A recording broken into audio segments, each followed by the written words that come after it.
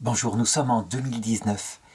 Je reviens d'un petit voyage en Vendée afin de faire cette vidéo et afin de vous raconter quelque chose qui fait partie de l'histoire de l'Église, mais je dirais même plus de l'histoire de l'humanité et surtout de la capacité qu'il y a maintenant de revisiter la manière dont l'histoire nous a été racontée.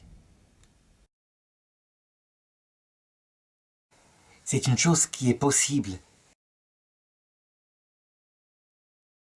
de faire factuellement en regardant ce qui s'est passé et en procédant à une analyse objective des causes. Ça veut dire sans nier ce qu'il peut y avoir de négatif d'un côté ou de l'autre.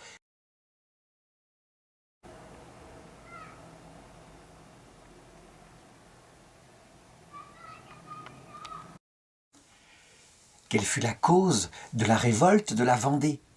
On peut dire que l'analyse de l'origine de ce mystérieux phénomène qui a pris tout l'ouest de la France, eh bien, n'a pas fini de faire couler de l'encre. Lorsqu'on regarde les diverses analyses qu'on trouve sur Internet, on trouve depuis les plus marquées par leur époque, comme par exemple dans les années 70, l'analyse de type marxiste, qui essaye de regarder cela comme la révolte du prolétaire, donc le Vendéen, contre, je dirais, le bourgeois qui dirige à Paris. Et on trouve même l'inverse, à savoir que le bourgeois vendéen, celui qui ne paye que peu d'impôts, la moitié des impôts selon les autres régions de France pour des raisons historiques, lorsque, à Paris, on met l'égalité sur l'impôt, et donc que l'impôt en Vendée est doublé, eh bien le bourgeois vendéen se révolte contre l'égalité. Ces analyses-là, qui se prennent que par l'argent, on le sait, sont celles qui prétendent qu'on ne peut pas expliquer l'homme, si ce n'est par son désir de manger de la nourriture, donc par sa chair. En réalité, lorsqu'on connaît la personne humaine complète, on s'aperçoit que la révolte en Vendée est celle simplement d'humains, et qu'elle a donc de multiples causes qui vont venir s'ajouter les unes aux autres pour finir par provoquer cette levée en masse. Alors pour le comprendre, il faut se plonger à l'époque et regarder ce que c'est que ce peuple de Vendée. D'abord, c'est un peuple de travailleurs, ce sont des agriculteurs en grande partie, il y a aussi des citadins. Et donc, le fait de nourrir sa famille, le fait d'apporter sa subsistance à ceux qu'on aime, c'est central, comme pour tout être humain. Et à cet égard-là, on peut dire que l'argent est un moyen nécessaire, il ne faut pas le nier. Et donc, lorsque la Révolution éclate en 1789 et qu'ensuite sont votées les premières lois qui abolissent les privilèges et qui, je dirais, mettent à égalité avec le droit de chasse et des choses comme cela, eh bien le peuple est pour, le peuple est globalement pour, il n'y a pas de problème. Évidemment, il y a l'inconvénient de cette augmentation des impôts, oui, c'est moins marrant, mais tout de même, en comparaison de cette justice qui réapparaît, de cette remise à niveau des choses, eh bien, là, on peut dire que la sympathie va à la Révolution. C'est ensuite que les choses commencent à moins bien aller. Par exemple, lorsque l'Assemblée nationale décide, parce qu'il y a des armées étrangères, en particulier autrichiennes, qui menacent la France, de provoquer une conscription massive, non pas la mobilisation générale, comme ça aura lieu en 1914, mais autre chose. Je dirais un tirage au sort, il faut 300 000 conscrits, et donc n'importe quel fils de famille peut partir au combat. Eh bien là, les gens commencent à être moins contents, parce que on devine ce qu'est le prix de la guerre. Mais enfin, après tout, s'il faut se sacrifier pour son pays, pourquoi pas? Le problème, c'est que les valeurs que vont commencer à manifester la Révolution vont finalement parvenir aux oreilles de ces peuples qui ne sont pas des peuples sans racines, bien au contraire. Il y a d'abord tout ce qui remonte de Paris, ces humiliations, ces moqueries faites en la personne du roi. Et ça marque ces peuples qui tout de même ont ce sens du caractère sacré de la personne royale. On ne peut pas le traiter comme cela. On ne peut pas, je dirais, se servir de sa faiblesse, finalement, sa faiblesse politique, pour le traiter comme un moins que rien. Parce que ce roi-là, il n'est pas un moins que rien, bien au contraire. Et ça, les Vendéens vont s'en rendre compte quand arrive la constitution civile du clergé. Ça veut dire une espèce de serment de fidélité qu'on demande à tous les prêtres de jurer envers la République et qui fait d'eux, quelque part, des sortes de fonctionnaires inféodés, je dirais, à la politique prônée par la Révolution. Alors on voit le roi qui, lui, sur ce point-là, est ferme, quitte à risquer sa vie. Mais du coup, tous ces points-là, et surtout ce point concernant la religion, fait que on commence à parler dans les campagnes, à se demander quelles sont ces valeurs de la Révolution. Liberté, égalité, fraternité, c'est très bien, mais en réalité, est-ce que ce ne sont pas des valeurs antichrétiennes qui vont détruire notre religion? Et là, il faut regarder quelque chose qui est essentiel à la Vendée. La Vendée, c'est un peuple catholique, profondément catholique. Peut-être plus catholique que les autres peuples du monde, et pour quelques raisons précises. Il a été sans arrêt missionné, évangélisé par des grands hommes de Dieu, et ça commence très tôt dans l'histoire. On pourrait citer en particulier la présence de Saint Vincent Ferrier, à l'époque de la Grande Peste Noire, à l'époque du Grand Schisme d'Occident. Il prêche dans ces régions-là, et les gens en sont encore marqués par sa parole lumineuse, par les miracles qu'il donne partout. Et puis plus récemment, il y a eu Saint Louis-Marie Grignon de Montfort. Ça, il faut le citer.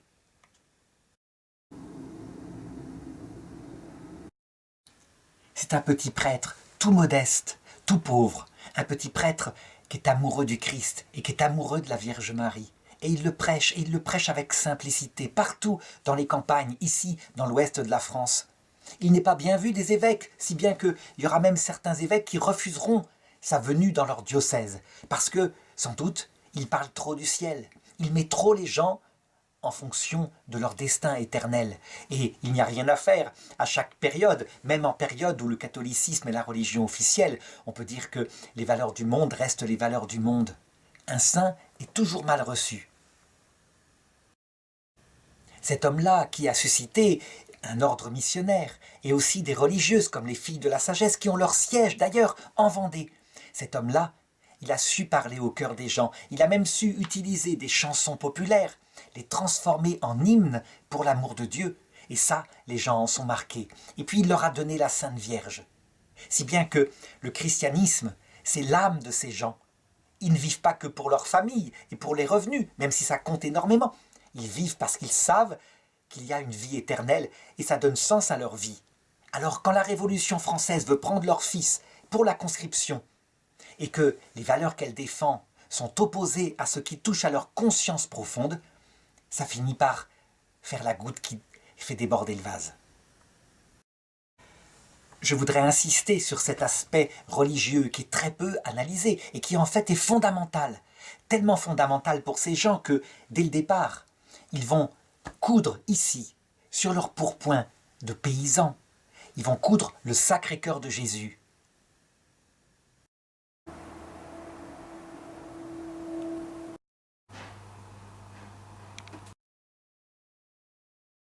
Dans ces familles paysannes, ces familles rurales, il n'y avait pas une qui n'avait pas consacré sa famille soit à la Sainte Vierge, soit au Sacré-Cœur qui était apparu à Paray-le-Monial.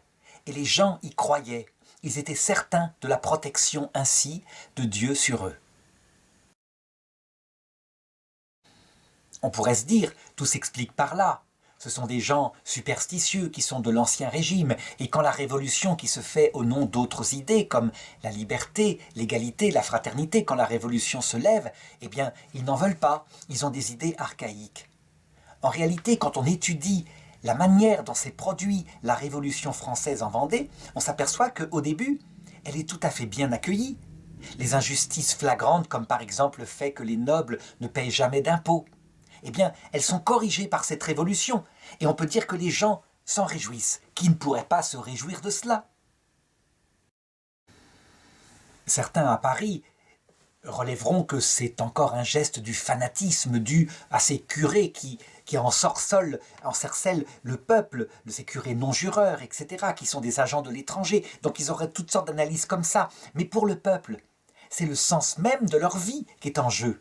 À savoir le Sacré-Cœur qui est apparu à Sainte-Marguerite-Marie, à Paray-le-Monial, quelques je dirais quelques dizaines d'années plus tôt. Eh bien, ces paysans vendéens, ces gens y croient. Ils y croient profondément. Et ils y croient au point que, d'ailleurs, leur combat est fondé sur cette foi dans le Sacré-Cœur, et reparlerai à la fin. Ils sont certains que, parce qu'ils obéissent au Sacré-Cœur de Jésus, qui est le roi de gloire, ils sont certains qu'il leur donnera la victoire.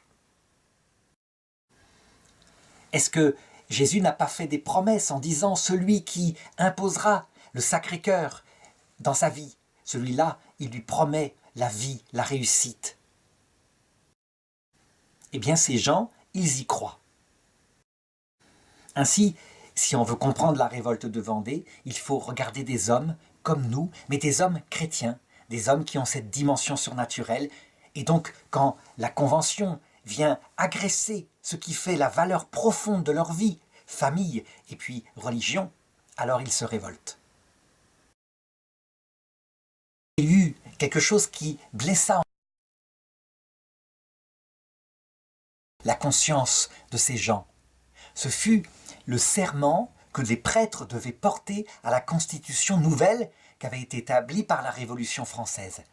Les gens étaient là, ils se disaient « Notre foi ne doit pas être dépendante de ces gens qui ont des idées différentes, des idées qui ne sont pas notre foi. » Et donc, si on jure à cette constitution qui manifestement s'établit loin de Dieu, autour d'idées, je dirais, humanistes et quelquefois athées, eh bien, notre foi sera en danger. Il doit y avoir une distinction ferme entre nos prêtres, qui nous apportent le Seigneur, et d'autre part, la politique, qui, elle, s'occupe éventuellement d'établir le droit, de rétablir des choses qui ne sont pas justes. Et donc on voit dans un premier temps les familles cacher les jeunes gens pour ne pas qu'ils partent au combat, pour ne pas qu'ils partent, je dirais, avec les armées de la Révolution.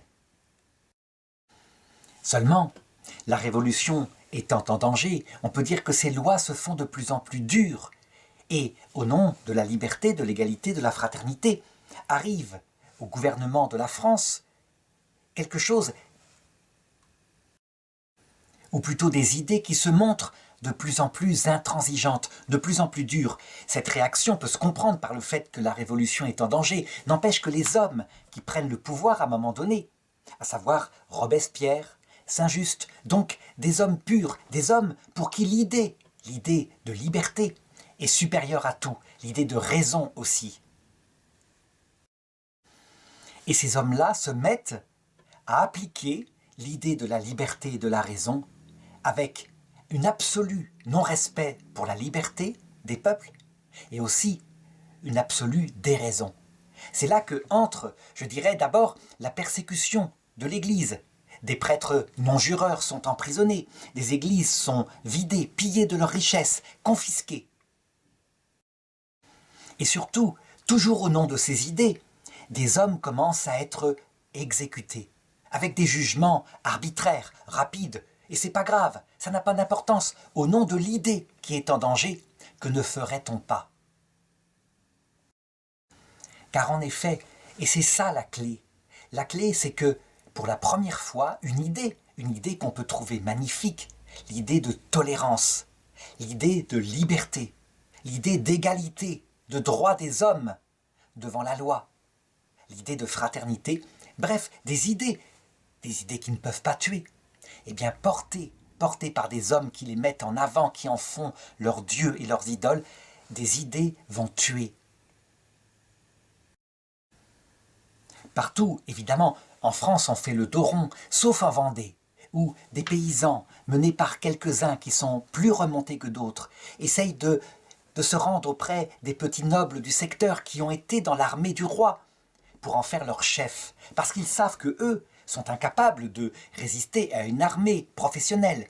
Il leur faut donc des chefs qui vont les entraîner. Et partout, ces paysans se lèvent. Et ils se lèvent au nom aussi de leur foi. C'est ça que je voudrais établir.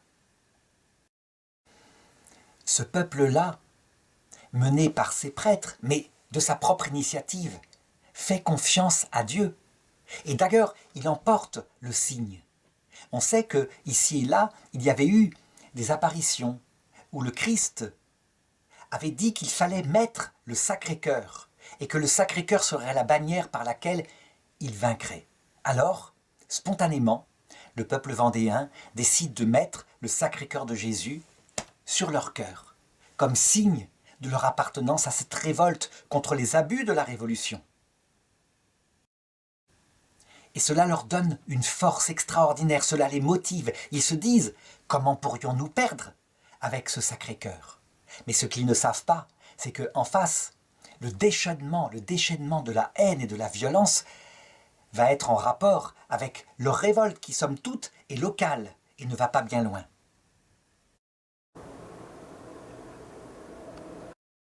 Et ce qui est étonnant et ce qui ne peut pas être contesté, malgré ce qu'on dira à Paris, à savoir que ça a été organisé évidemment par les nobles, les royalistes, etc., c'est que cette révolte, elle vient du peuple. Une délégation du peuple, le 13 mars 1793, s'approche, il lui faut des chefs militaires, et il s'approche d'un homme appelé Jacques Cathelineau, qui a été remarqué parce que dans des manifestations contre ce qui était imposé par Paris, il avait été particulièrement brillant dans un discours. Il s'approche et il lui demande de se mettre au service de leur révolte. Il avait conduit des processions religieuses en 1791 de manière cachée, puisque c'était très mal vu des autorités de Paris. Et quand les autorités avaient appris ça, elles avaient fait détruire les sanctuaires où il s'était rendu avec le peuple pour prier. C'est ainsi que cet homme, qui est un simple voiturier colporteur, qui est aussi le sacristain de sa paroisse, va devenir le premier généralissime de l'armée catholique et royale. Il va le rester 6 mois jusqu'à sa mort, en juillet 1793.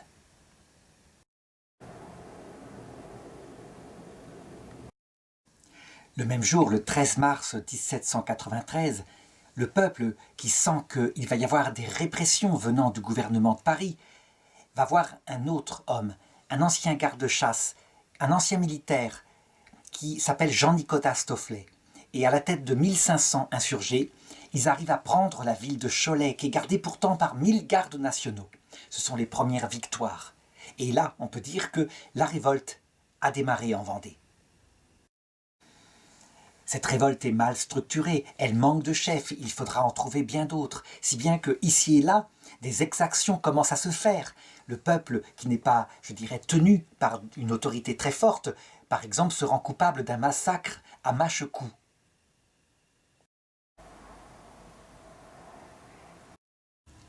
Plus de 160 personnes qui sont réputées républicains sont tuées. Le curé constitutionnel est torturé avant d'être lui-même exécuté. Et ce massacre-là, lorsqu'il parvient aux oreilles du gouvernement central à Paris, va être mis en avant pour montrer qu'il y a une révolte qui s'est faite là-bas, mais que c'est une révolte de fanatiques, de tueurs, et qu'il faut donc prendre des mesures urgentes pour arrêter cette révolte. On pense cependant que ça se fera facilement. Comment des paysans en sabots avec des faux au bout de leur pique peuvent-ils gagner contre une armée organisée? On envoie donc un corps de troupes de 3000 hommes dirigé par un général. Le 19 mars 1793, cette troupe arrive en Vendée. Elle est prise à revers par les Vendéens qui la battent. Ils filent, ils se sauvent de tous les côtés. Et le général revient penaud à Paris, où c'est un tel scandale et même une telle inquiétude que ce général est guillotiné. Alors là, évidemment, l'inquiétude monte à Paris. Il y a maintenant des ennemis de l'intérieur qui peuvent poignarder dans le dos la Révolution, tandis que les ennemis de l'extérieur, sans doute avec la complicité du roi et puis de Marie-Antoinette, menacent les frontières extérieures. Si bien qu'on crée à Paris quelque chose qui est beaucoup plus restreint, beaucoup moins lourd pour prendre des décisions qu'une assemblée comme la Convention. On crée ce qu'on appelle le comité de salut public, qui a plein pouvoir afin de faire sortir la République et la France de la crise qui est en train de se produire. À sa tête, il y a un certain Maximilien de Robespierre, un homme pour qui l'idée de liberté, de raison, pour qui les idées de superstition à travers le catholicisme, tout ça, ça compte plus que la vie humaine. C'est un pur, c'est quelqu'un qui est un idéologue. Et il veut sauver la Révolution française.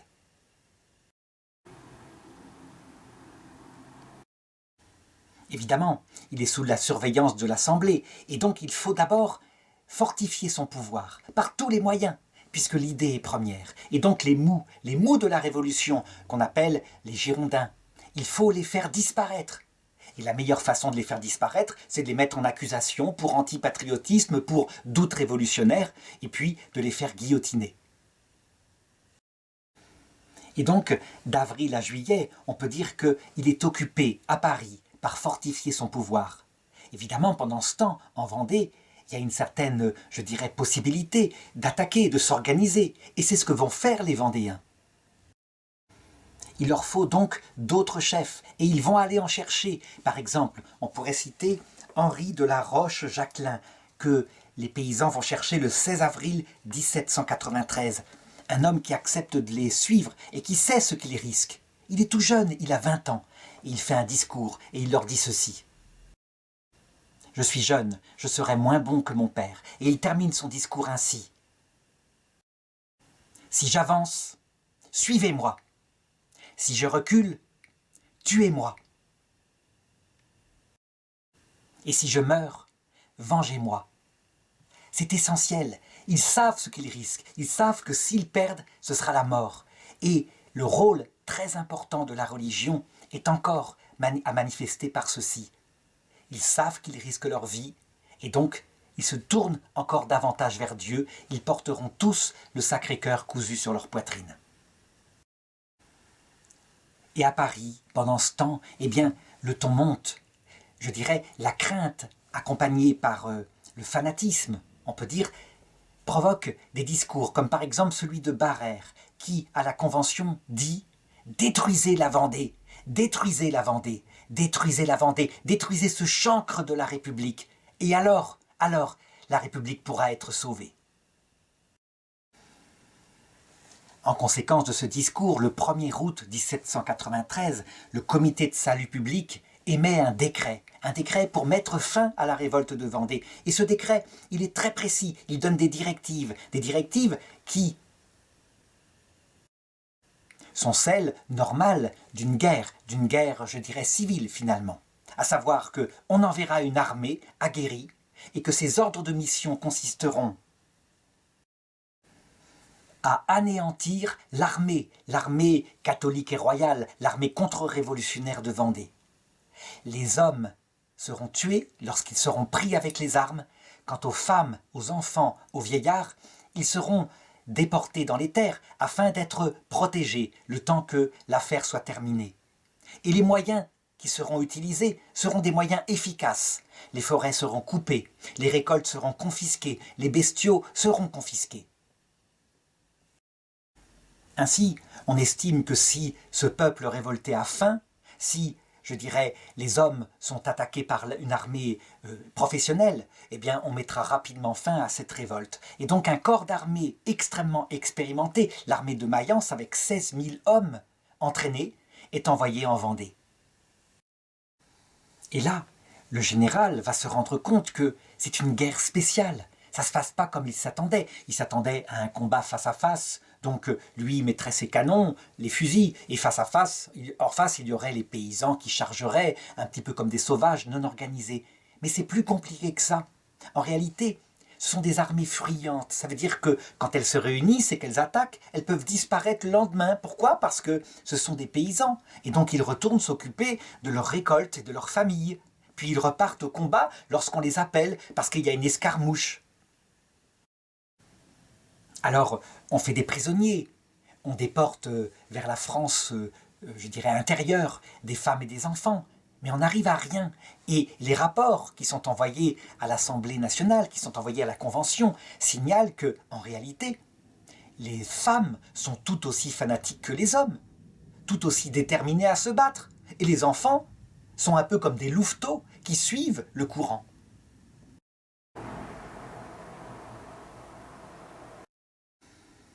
Quant aux Vendéens, portés par leur foi en Dieu et puis par leur succès, parce qu'ils passent de ville en ville, ils conquièrent des villes, eh bien, ils se sentent pleins d'enthousiasme. Ils pensent que, véritablement, Dieu est avec eux. Et donc, à un moment donné, Et comme faisant boule de neige, leur recrutement augmente. Le 1er octobre 1793, à Paris, le comité de salut public se réunit, regarde les rapports et se rend compte qu'il faut aller beaucoup plus loin si on veut arrêter cette révolte extrêmement dangereuse, ces armées blanches qui s'approchent finalement de Paris. Il faut prendre les moyens, et les moyens, c'est l'extermination.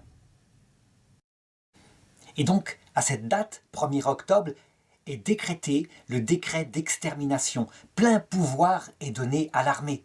Et cette fois, il est donné ordre d'exterminer tout le monde, femmes et enfants compris.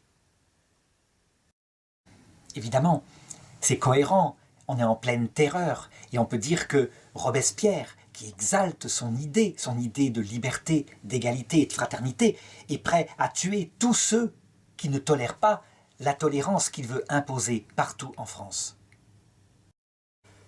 Dans un premier temps, évidemment, ce décret ne va pas être appliqué, tout simplement parce que, mi-octobre, voilà que se prépare une grande bataille, la fameuse bataille de Cholet.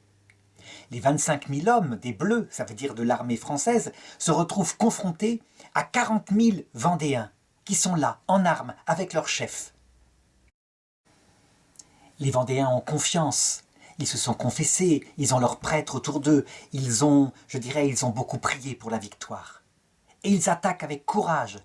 Ils attaquent, mais en désordre, d'autant plus qu'il y a de nombreux chefs, il n'y a pas un chef central. Ils attaquent sur le côté, puis ils attaquent au centre, là où est la partie, semble-t-il, la plus faible de l'armée des Bleus. Le problème, c'est qu'évidemment, le général a caché derrière le centre des canons chargés de mitraille, ça veut dire chargés de petits bouts de fer, avec de la poudre, et non pas avec des boulets de canon. Et à un moment donné, le centre s'écarte, les canons tirent, et l'armée vendéenne est foudroyée par la mitraille. Il faut se rendre compte de ce que c'est. Ce sont des bouches à canon qui tirent un petit peu en entonnoir, des clous, de la ferraille rouillée dans tous les sens. Et donc, très vite, les chefs qui sont en avant de leurs troupes sont blessés. Lescure, Bonchamp, Delbé. Et évidemment, lorsque les troupes vendéens, qui sont des paysans, se retrouvent sans chef, elles se retrouvent aussi sans ordre. Et voilà qu'elles refluent en désordre et elles se sauvent. Il y a eu dans la bagarre des prisonniers. 5000 soldats bleus sont prisonniers. Et évidemment, qu'est-ce qu'on peut en faire? Est-ce qu'on va les emmener avec soi dans le reflux? Non, il vaut mieux les exécuter maintenant. Et c'est ce que veut le peuple. Eh bien, qui est là, agonisant, qui est un de leurs chefs, se lève sur son brancard et leur dit « Non, non, faites-leur la vie sauve. Faites-leur la vie sauve. Ce sont des hommes comme vous. Ils sont obligés de combattre. »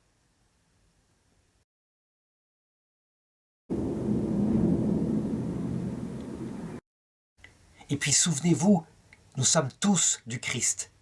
Nous ne pouvons pas les exécuter comme cela. Eh bien, l'armée catholique et royale va écouter la parole de Bonchamp. Ils vont être relâchés parce qu'on ne peut pas les emmener avec soi. Évidemment, on leur fait faire un serment comme quoi ils vont rentrer dans leur famille et qu'ils vont cesser de combattre. Ils ne vont évidemment pas pouvoir appliquer cette chose-là.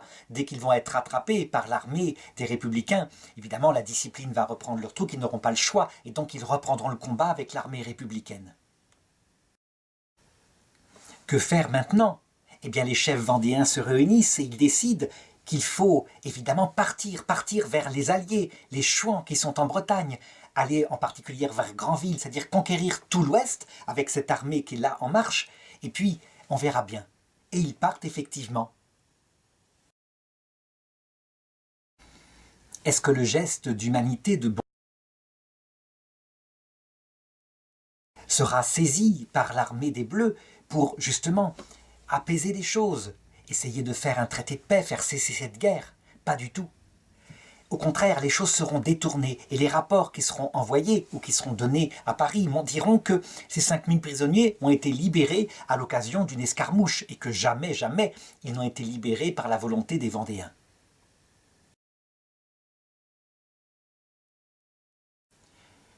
Pendant ce temps, 80 000 hommes, et puis des femmes et des enfants, partent vers Granville afin de conquérir ce projet fou de conquérir l'ouest de la France. Ce reflux va être appelé plus tard la virée de Galerne. Ils finissent par arriver à Granville. On est déjà au début de l'hiver, il fait beaucoup plus froid que maintenant. Et la ville de Granville résiste. Ils n'arrivent pas à la prendre. Si bien que, découragés, ils décident de retourner en Vendée auprès de leur famille. Et donc, ce grand corps expéditionnaire, très mal organisé, reflue. Et on peut dire que ça tourne à la catastrophe. En effet, il n'y a pas, je dirais, d'intendance organisée. Donc, les gens commencent à mourir de faim, il fait froid, ils n'ont pas forcément les vêtements qu'il faut. Pour se nourrir, on cueille sur les arbres des pommes qui sont parfois pas mûres, et on attrape la maladie. Et puis, il y a l'armée des Bleus qui s'est organisée en 3 colonnes et qui pourchasse tout ce qui peut faire partie de cette virée de Galerne. Les retardataires sont immédiatement exécutés, mais on attaque aussi, je dirais, les groupes plus formés. À un moment donné, lors du repassage de la Loire pour retourner, eh bien, il y aura même 36 heures de massacre. Les républicains exécuteront tout ce qui passe. Ils ne laisseront aucun survivant. Les fossés, les champs sont remplis de cadavres. Les prisonniers sont fusillés sur place, et c'est ainsi que, à Noël 1793, on peut dire que la grande armée catholique et royale a été vaincue. On pourrait dire que les choses vont s'arrêter là, et que les crimes de guerre, fatals dans une guerre civile comme ça, eh bien, ce sera simplement ce qu'on pourra reprocher aux Bleus. Eh bien, en réalité, ce n'est que le début, ce n'est pas le pire. Bien au contraire, c'est à partir de ce moment-là que le pire va se produire avec la fameuse loi des suspects. On est encore en pleine terreur, et donc tout suspect doit être immédiatement passé par les armes afin de sauver la Révolution. Mais qu'est-ce qui est suspect en Vendée ? Toute personne, tout homme sans exception, toute femme et tout enfant lui-même, les enfants étant manipulés par leurs propres parents. La Convention et le Comité de salut public envoient donc des délégués en Vendée afin d'appliquer ce qu'elle a décidé. Alors il y a des discours qui sont véritablement des appels au génocide, on pourrait parler comme cela, comme par exemple Fayot qui dit « Il faut tout détruire en Vendée, rien ne doit repousser, pas même l'herbe ». On se croirait avec les Huns, tels que le racontent les anciennes légendes. Le Quignot, qui va à Nantes, qui assassine de ses propres mains un prisonnier, et qui après exige que les autres soient exécutés. Il ne doit pas y avoir de prisonniers. Je voudrais parler maintenant de Jean-Baptiste Carrier. Jean-Baptiste Carrier, c'est un exécutant. Il est envoyé par la Convention, il est envoyé par le Comité de salut public afin d'appliquer les paroles qui ont été dites jusqu'ici. Et il arrive à Nantes.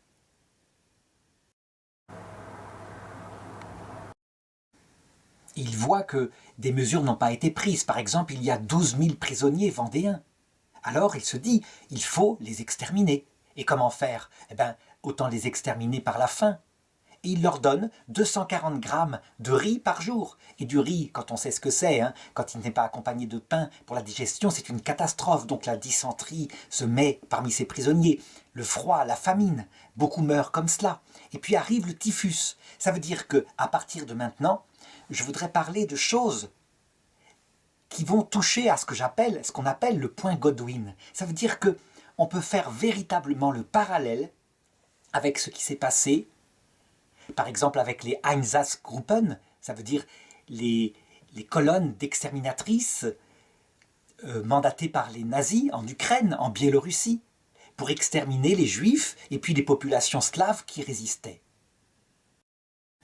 On dit toujours qu'il ne faut pas utiliser de point Godwin parce que ça empêche tout débat. Le problème, c'est que là, pour une fois, on est obligé de faire le parallèle, tellement ça se ressemble. On dirait qu'il y a là, dans ce qui va se passer, des crimes contre l'humanité, il y a là le modèle de tout ce qu'on peut voir plus tard, comme par exemple le génocide arménien en 1916, 17, 18, et puis les génocides de la guerre 39-45. Donc Jean-Baptiste Carrier cherche un moyen pour se débarrasser des gens qui sont évidemment ennemis de la Révolution. Un moyen pratique. Fusiller, ça prend du temps. Mourir de faim, c'est pareil, c'est pénible. Alors il fait un essai. Il détient 94 prêtres qui ont refusé de jurer à la constitution civile du clergé et qui sont gardés sur la Loire, sur des pontons. Eh bien l'idée lui vient, il suffit de faire couler les bateaux. Et il va organiser ça avec, je dirais, sa geste et son humour, si on peut le dire, son humour républicain. À savoir, ces prêtres-là ont refusé évidemment de se marier, ils ont refusé de jurer. Alors, on les attache parfois sur les bateaux avec une religieuse, on les met nus. Évidemment, puisqu'ils ne veulent pas copuler, eh bien ils mourront ensemble et ils iront vérifier s'il y a une vie éternelle de l'autre côté. Il va écrire dans des lettres que la Loire, il n'y a pas plus grand torrent révolutionnaire. Et pour lui, qui s'appelle Jean-Baptiste, eh bien on peut dire qu'il pratique un baptême révolutionnaire en noyant des milliers de gens comme cela. Carrier va exercer son ministère du 17 novembre 1793 en février 1794. Et on peut compter globalement, parmi ses victimes, 6000 hommes, femmes et enfants. Ça veut dire que les enfants eux-mêmes sont des suspects et donc sont exécutés par Carrier. Alors on peut se dire, ben oui, c'est un gars qui a poussé son zèle un peu trop loin, qui a mis son propre sadisme là-dedans. On pourrait se dire, quand même, il y aura des rapports à la Convention qui signaleront ce qu'il fait. Eh bien pas du tout. S'il arrête son ministère criminel en février, c'est parce qu'il est rappelé à Paris, où il a une promotion, il devient secrétaire du comité de salut public. Évidemment, on peut dire que là, il a tiré le mauvais cheval, parce que quand, en décembre 1994, le comité de salut public va être dissous et Robespierre lui-même guillotiné, un temps il subsistera, on ne cherchera pas d'ennui, puis très vite, les crimes qui sont remontés à Paris feront qu'il sera mis en accusation, il sera guillotiné. Il se défendra d'ailleurs de manière absolument incroyable. On se croirait presque au procès de Nuremberg, et il dira « Je n'ai fait qu'obéir aux ordres ». Pendant ce temps, évidemment, il ne faut pas prendre les Vendéens pour des fous. Ils n'ont plus d'armée catholique et royale, mais ils procèdent à un autre combat. Ils se cachent dans les forêts. Ils ont en particulier un chef particulièrement intelligent et rusé, qui s'appelle Charette.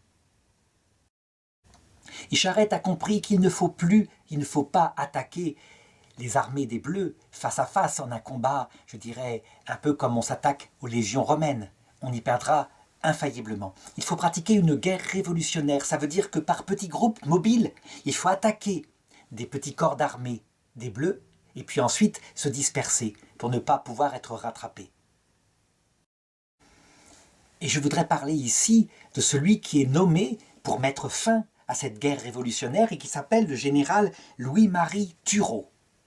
Louis-Marie Turreau n'est absolument pas un sadique, il n'est absolument pas un ivrogne, il n'est absolument pas quelqu'un qui veut profiter et s'amuser de ce qu'il fait. Il est au contraire un fonctionnaire zélé de la Révolution et donc confronté aux ordres qui lui sont mis en main, à savoir que tout le monde devra être exécuté, que tous les suspects, dont les femmes et les enfants aussi, devront être massacrés. Il s'inquiète, il se dit « il y a là des ordres qui pourraient bien se retourner contre moi si la politique changeait ». Et donc il écrit d'abord au comité de salut public le 16 janvier 1793. Il dit ceci « Mes ordres sont de brûler les villages, c'est de m'emparer des récoltes et des troupeaux, d'exterminer les brigands de la Vendée. Mon intention est de tout incendier, mais cette grande mesure qui m'est prescrite par vous est si forte que je vous demande qu'elle me soit confirmée par écrit. » Le lendemain, il écrit une deuxième lettre, mais cette fois à la Convention, en demandant la même chose. Des ordres écrits, il est prudent, il a bien raison. Il ne va pas recevoir de réponse, et évidemment, il est un petit peu entre deux feux. S'il n'applique pas les mesures, il pourrait être mis en accusation d'avoir été trop attentiste. Et s'il les applique, il pourrait être mis en accusation plus tard d'avoir été trop cruel. Alors, il se décide et il lance ses troupes. Il leur fait un discours. Et il leur dit Nous serons par colonnes. Vous serez légers, vous n'aurez pas d'artillerie, vous n'aurez que votre fusil, baïonnette, havresac. Et ainsi, partout, vous pourchasserez les bandits. Il lance donc 60 000 hommes à travers la Vendée. 60 000 hommes qui sont sans ordre, qui sont laissés un petit peu, je dirais, à la décision des sous-officiers qui sont sur place, parfois des officiers, et qui sont évidemment des gens parfaitement peu cultivés dans certains cas. On peut imaginer ce qui va se passer. Je parlais des Einsatzgruppen, donc ces groupes d'extermination lancés par les armées nazies à partir de 1941 lors de la conquête de l'URSS. Eh bien, c'est tout à fait comparable.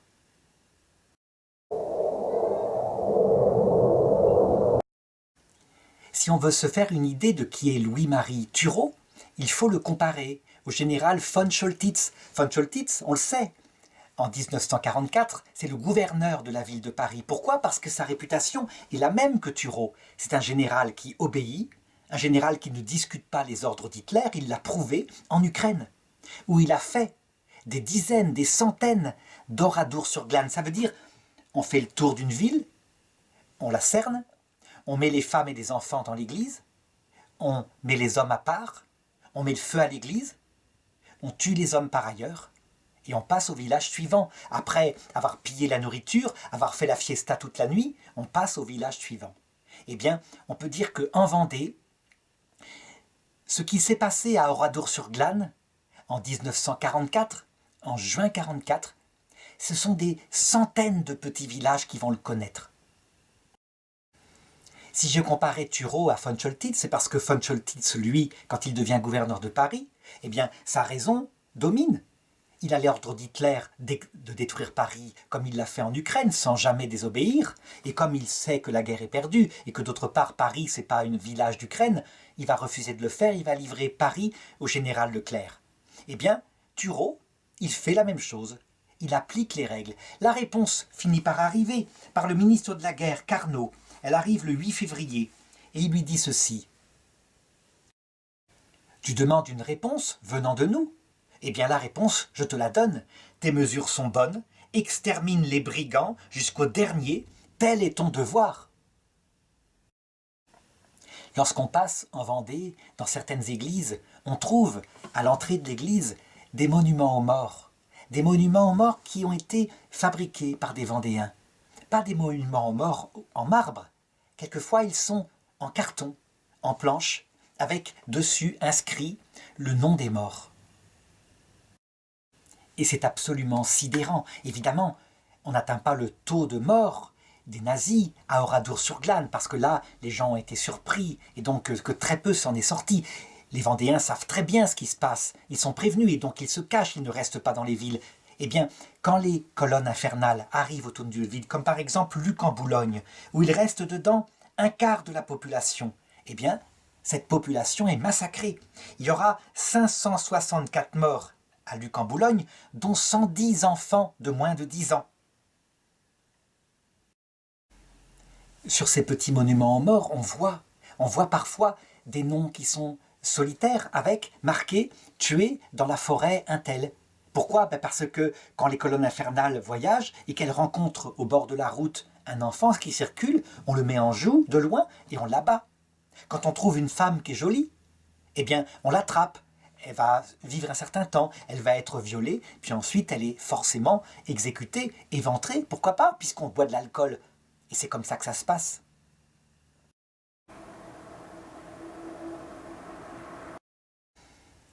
Il y a, je dirais à un moment donné tout de même, des gens qui sont là et qui s'inquiètent, en particulier par exemple Gracchus Babeuf, qui écrit un rapport en disant « mais on extermine même des républicains qui sont ceints de l'écharpe tricolore et qui se présentent en avant des colonnes infernales. Ils sont même exécutés eux. » Comment est-ce possible? C'est très facile à expliquer. Quand ces gens, ces soldats ivres, sont laissés à leur propre discernement, eh bien, ils se disent, probablement est-ce un Vendéen qui se déguise en patriote, et puis Dieu reconnaîtra les siens. Ça veut dire que tout ce qu'on a pu reprocher au cours de l'histoire des exactions humaines a lieu en Vendée. Gracchus Babeuse va inventer, va chercher un terme pour expliquer dans ses mémoires ce qui s'est passé en Vendée. Il ne trouve pas le terme génocide, il trouve le terme de populicide. Il parle d'un système de dépopulation. C'est à ce niveau-là que ça s'est fait. Alors est-ce qu'on peut parler de crimes contre l'humanité ici? Je répondrai oui, mais on doit aussi se poser des questions. Comment se fait-il que ça a pu se faire au nom de valeurs comme la liberté, l'égalité, la fraternité, la tolérance? Souvent, on a dit, et ça a été l'analyse par exemple de quelqu'un comme François Hollande en France, que c'était le nationalisme qui tuait. En réalité, quand on analyse davantage ce qu'est l'homme, on se rend compte que c'est l'idéologie qui tue. Quand on met une idée, quelle qu'elle soit, y compris une bonne idée, comme par exemple la tolérance, mais ça peut être aussi, pourquoi pas, l'amour de Dieu. Quand on met une idée au-dessus de la personne, la vie de la personne ne compte pas. Par contre, ce qu'on constate tout de même, c'est que quand cette idée est liée à une religion, elle peut tuer, effectivement, mais que les meurtres sont relativement limités finalement, comme s'il y avait ultimement un frein, le frein étant sans doute la peur du jugement dernier. Mais quand l'idée est purement, je dirais, politique, quand elle n'a aucune peur de rien par rapport à ce qu'on aura à payer plus tard, eh bien cette idée peut aller jusqu'au génocide. Et c'est ce qui s'est passé.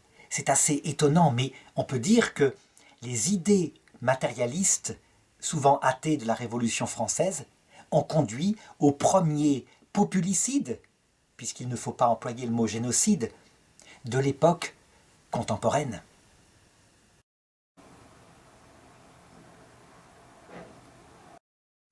Alors je sais que certains pourraient contester cette analyse en disant mais même au nom d'une idée comme Dieu, il y a eu des génocides à peu près analogues.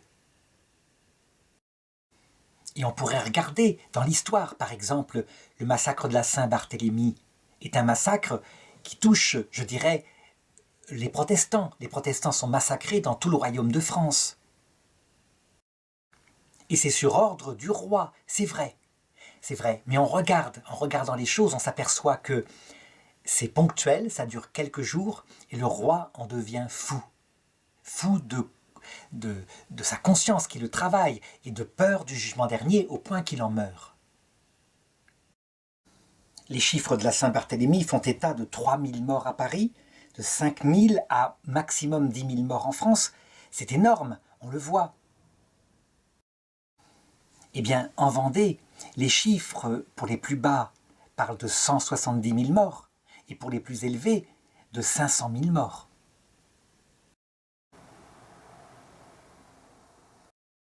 Alors on pourrait dire, mais on voit bien qu'au nom de l'idée de Dieu, il y a eu aussi des tribunaux qui ont tué, comme l'Inquisition, et c'est vrai, et on a raison de les dénoncer. Lorsque on regarde le nombre de condamnations à mort au cours de procès durant toute la période de l'Inquisition, qui peut-être dure 700 ans, on obtient, d'après les études les plus récentes, 1500 morts. Alors, évidemment, ce faible taux de morts par rapport à une période si longue s'explique par le fait qu'il y a possibilité de faire un appel et que l'intelligence des théologiens dit que souvent un phénomène de sorcellerie sera réparé par un pèlerinage. C'est vrai que lorsque l'appel disparaît et que cette condamnation à mort au cours de procès est laissée au libre arbitre, arbitraire parfois, de clercs, comme par exemple ça va se passer du côté de Genève avec Jean Calvin durant les 17 ans où il reste au pouvoir. Au cours de procès, on comptabilise 2500 condamnations à mort en 17 ans. On voit donc qu'un droit a pu protéger les choses. Eh bien, lorsque, au cours de procès, durant cette période révolutionnaire, on comptabilise le nombre de morts, on obtient, d'après l'historien Jean-Clément Martin, donc en quelques années, le chiffre de 40 000 morts. Et il exclut évidemment ceux qui sont morts au cours d'émeutes, au cours d'exécutions non présidées par un procès. Ça veut dire quoi? Eh bien que factuellement, factuellement, en regardant simplement les chiffres, on s'aperçoit qu'il y a comme une légende révolutionnaire qui dit que tout ce qui a été fait dans l'Ancien Régime était barbarie, sectarisme, massacre, par millions, pourquoi pas? Et, je dirais, une volonté de minimiser ou au minimum d'excuser les crimes qui effectivement sont extrêmement nombreux et qui commencent à partir de l'époque révolutionnaire, même au niveau des guerres. Par exemple, les guerres napoléoniennes, qui sont des guerres qui n'utilisent plus les anciennes restrictions de l'Église, qui obligent à ce que les guerres soient faites par des professionnels uniquement, eh bien ces guerres se comptent en millions de morts. Comment se sont terminées les guerres de Vendée? Eh bien, le 27 juillet 1794, voilà que Robespierre est arrêté. Il est arrêté parce qu'il a lancé un discours sans doute extrêmement menaçant pour beaucoup de gens qui se sentaient en danger au niveau de la Convention et qui, parce qu'ils s'étaient absentés, ont réussi à retourner les votes en disant aux gens « c'est vous qui allez être exécutés » et donc à faire qu'il soit arrêté à son tour. Il est évidemment très vite guillotiné et à partir de ce moment-là, la terreur s'arrête. Et à partir de ce moment-là, évidemment, en Vendée, où la guerre continue, puisque Charette est toujours dans son combat révolutionnaire, il se cache dans les forêts, on envoie des émissaires pour lui dire « faisons la paix ». Vous pourrez, sans problème, je dirais, adorer votre Dieu, remettre votre culte. Nous vous demandons simplement une chose, de reconnaître la République. Eh bien, Charette accepte et il signe les choses à Nantes. On est même allé plus loin. On a promis à ce que cette région serait sans impôt pendant 10 ans. Ça veut dire que l'analyse est bien faite, on respecte la foi des gens, leur conscience profonde. Et puis aussi, on fait attention, je dirais, à leurs finances. Parce que si l'homme vit de la parole de Dieu, il vit aussi de pain. Cette paix ne durera que 5 mois, parce que, malgré tout, Charette se rend compte que les valeurs de la Révolution ne correspondent pas. Et à l'occasion d'une aide des Anglais, d'un débarquement, il reprend le combat. Il a évidemment beaucoup moins d'hommes avec lui, ne serait-ce que parce que beaucoup ont été massacrés, mais aussi parce que finalement, la liberté de conscience a fini par être respectée en Vendée. Il restera insaisissable jusqu'au 23 mars 1796, au point que Napoléon Bonaparte, le général, dira de lui « il avait du génie, manifestement ». Il finira par être capturé dans le bois de la Chaboterie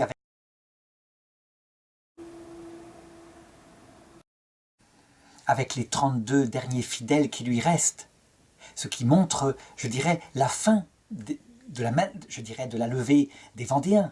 Finalement, la guerre était maintenant terminée. Il sera fusillé à Nantes et il regardera en face le peloton d'exécution, demandant à commander lui-même le feu.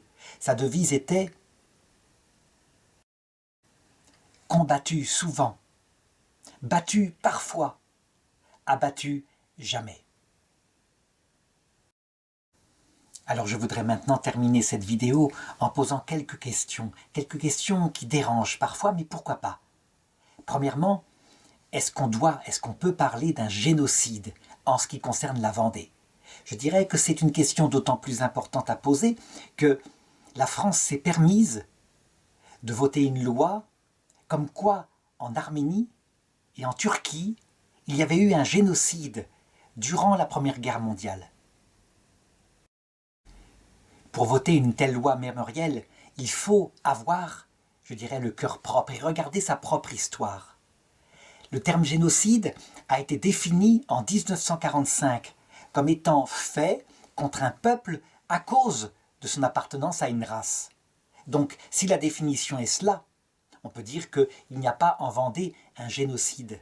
Voilà pourquoi le terme de populicide employé par Gracchus Babeuf est peut-être mieux adéquat et qu'il évitera les polémiques.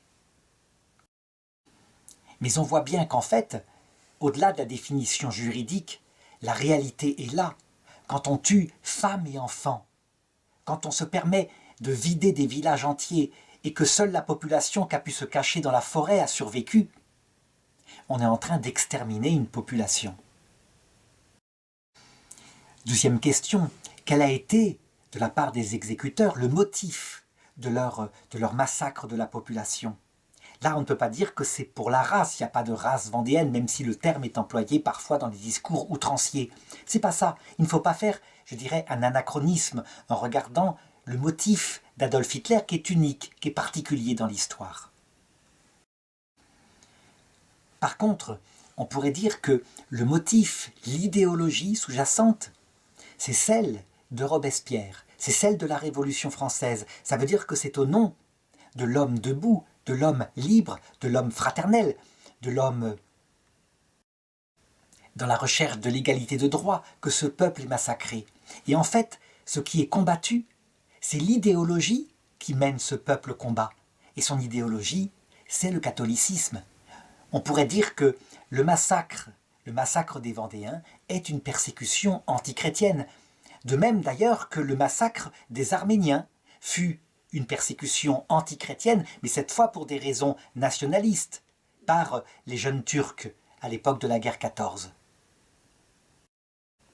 Ils estimaient en effet que la Turquie était musulmane et que tout le reste était, je dirais, cinquième colonne venant de l'étranger. Question suivante, est-ce que l'on peut dire que la République française est responsable de ce populicide, de ce premier génocide de l'époque contemporaine? Eh bien, avec ce que j'ai raconté, je crois qu'on peut conclure que oui, il ne s'agit pas d'action de terrain d'une soldatesque comme ça qui a pu par-ci par-là se lâcher. Ce sont véritablement des ordres qui viennent du gouvernement de la France, représenté par la Convention et par le Comité de salut public, et que ces ordres-là sont même écrits, à la demande d'ailleurs des généraux qui l'appliquent.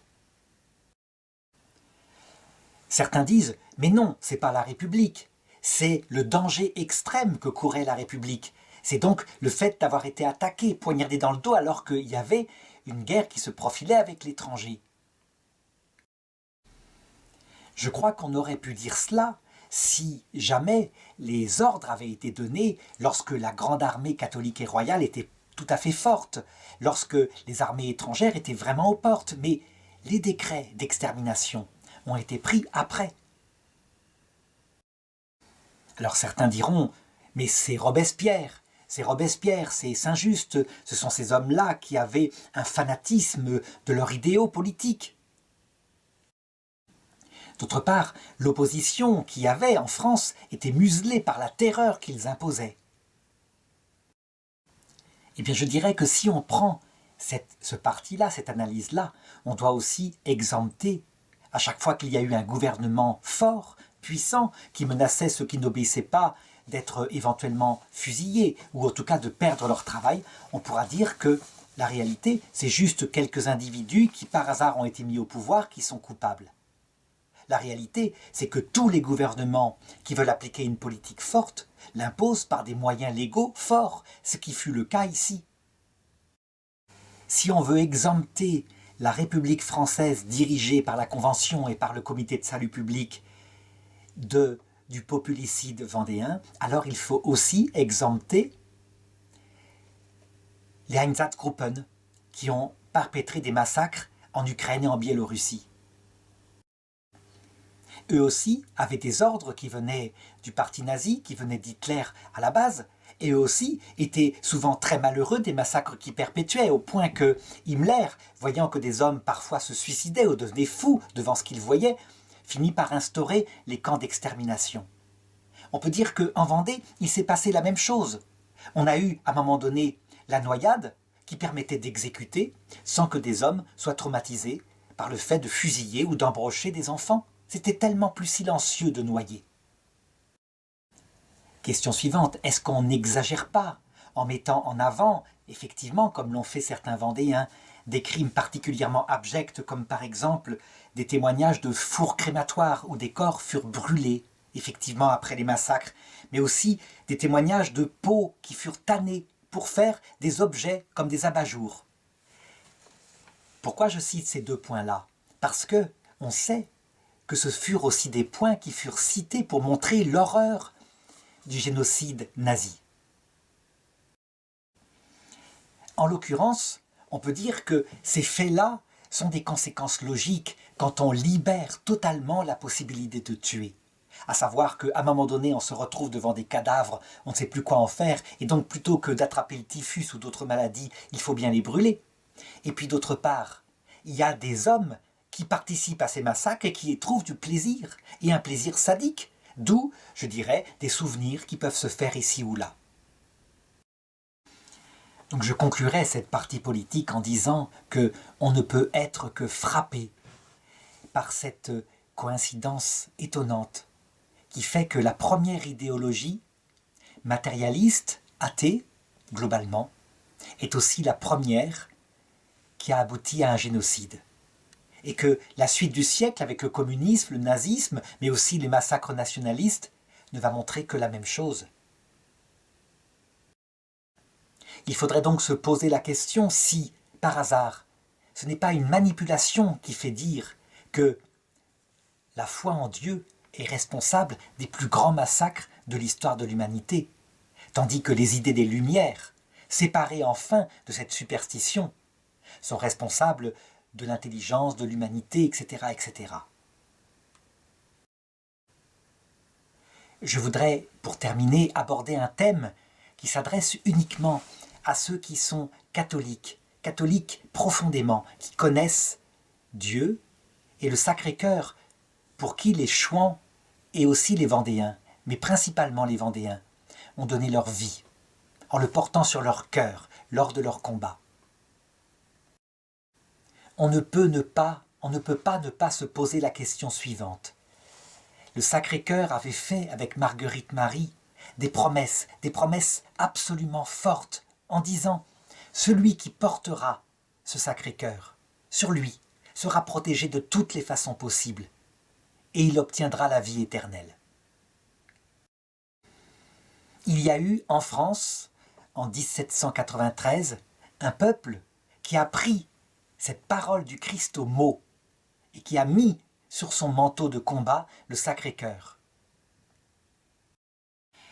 En allant en Vendée en 2019 pour préparer cette vidéo, j'ai rencontré dans une église un monsieur qui faisait l'accueil et qui m'a dit être de la famille de Claire Ferchaud, une bergère à qui le Sacré-Cœur était apparu pendant la guerre 14 pour lui demander plusieurs fois qu'on mette son symbole sur le drapeau français, sur la partie blanche du drapeau français.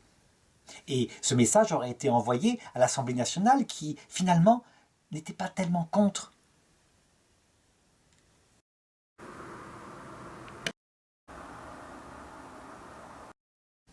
Et puis ça ne s'est pas fait compte tenu de l'histoire de France et justement de cette histoire ancienne avec les guerres de Vendée.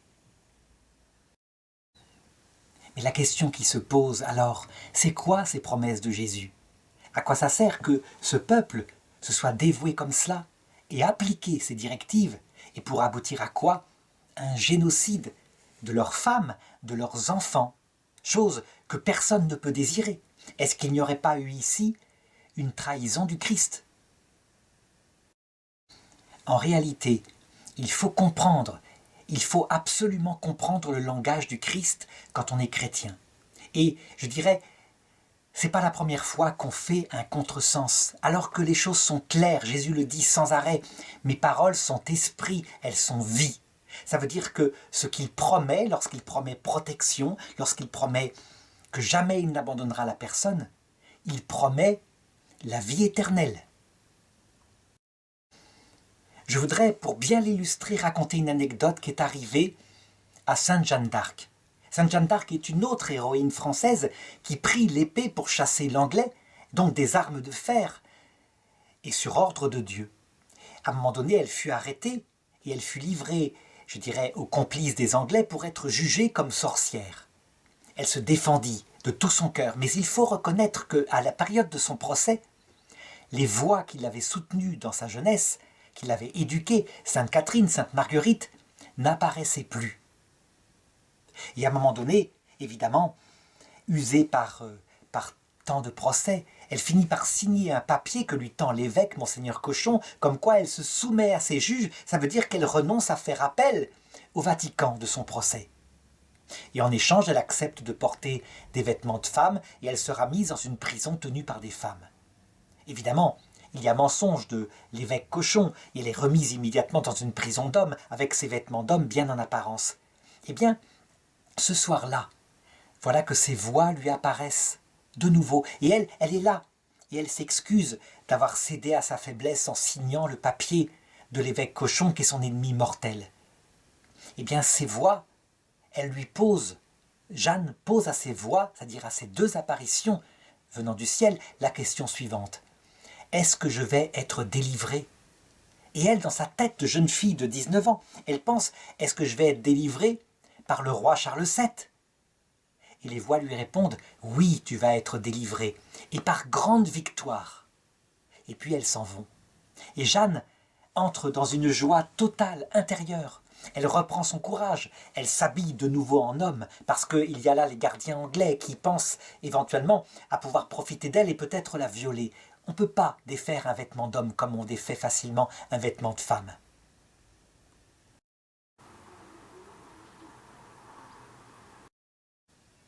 Le lendemain matin, l'évêque Cochon est prévenu. Il vient en grand équipage portant mitre dans la cellule de Jeanne pour constater qu'elle est retombée dans ses péchés puisqu'elle s'est habillée de nouveau en homme. Et il décrète qu'il ne peut plus rien pour elle. Elle est relapse. Elle sera le jour même brûlée vive. Et dans son chemin de croix vers son bûcher, on entendait sa voix qui criait en pleurant lamentablement « Jésus, Jésus, Jésus !» Et les gens en étaient tout brûlés à l'intérieur d'eux-mêmes. Ils assistèrent à son martyre dans un grand silence. Il y eut même un soldat anglais qui voulut, pour montrer qu'elle leur avait fait beaucoup de mal, rajouter un fagot dans le feu et qui en revint tout pâle, tout traumatisé en disant « Nous sommes perdus, nous avons brûlé une sainte ». Et on lui demandait « Mais comment dis-tu ça? Pourquoi dis-tu ça ?» Et il répondait « J'ai vu sortir de sa bouche une colombe blanche au moment où elle mourait. »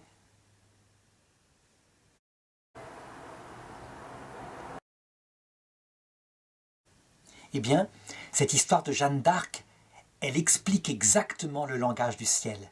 Est-ce que ces voix lui ont menti lorsqu'elles lui ont dit « Tu seras délivré et par grande victoire » Bien sûr que non, sauf que la victoire, on ne la voit pas avec nos yeux de chair. C'est bien plus grand que ça, c'est la victoire éternelle. Ce jour-là, elle est entrée dans la vision béatifique et elle a commencé à passer son temps à nous aider, nous qui sommes sur terre. Le problème, c'est que comprendre que le langage de Dieu parle de la victoire éternelle, c'est quelque chose de très compliqué. On en revient toujours, nous, pauvres habitants de la terre, à penser que c'est une victoire forcément terrestre qui nous sera donnée. Il y a donc une autre façon de regarder les promesses du Sacré-Cœur faites aux Vendéens et qui aboutirent à leur mort terrible sur terre. L'autre façon, c'est de considérer ce qui s'est passé mais qui est invisible et qui sera vu de l'autre côté. Ces gens-là, s'ils avaient gagné la guerre contre les Bleus, eh bien, ils auraient instauré un gouvernement politique chrétien en France. Ils auraient dénaturé leur âme. Ils n'auraient pas gagné au point de vue éternel. Parce que quand on fait de la politique sur terre, on s'installe sur terre et puis on se corrompt peu à peu parce que le pouvoir corrompt.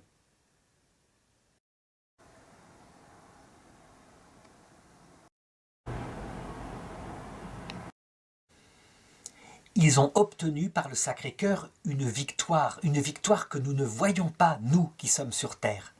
En fait, en Vendée, c'est un peuple de martyrs qui est monté au ciel ces années-là.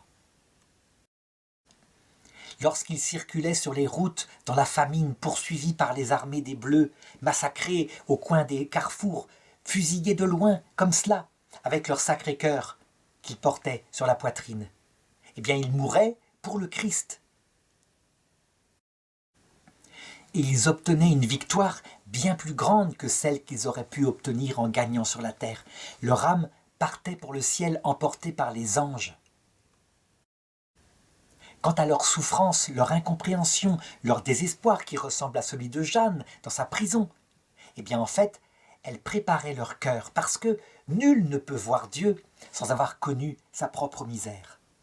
On peut dire en fait qu'il y a une autre façon de regarder d'un point de vue chrétien cette histoire. Les Vendéens, ce peuple entier, parti martyrisé, avec femmes et enfants dans l'autre monde, auquel Jésus ne semblait pas répondre, a passé son temps ensuite à accueillir, à l'heure de leur mort, ceux qui les avaient persécutés, à les accueillir dans le pardon, à leur proposer la réconciliation. Je pense en particulier à Carrier, celui qui noyait à Nantes, le bourreau de Nantes. Carrier qui fut décapité, donc qui mourut lamentablement à la chute de Robespierre. Est-ce que Carrier a été méprisé par eux et jeté comme ça en enfer, lui le persécuteur de leurs enfants, persécuteur de prêtres, celui qui se vantait d'avoir instauré la grande baignoire nationale? Pas du tout. On ne répond pas, quand on est avec le Christ, à la haine par la haine, mais à la haine par la proposition du pardon.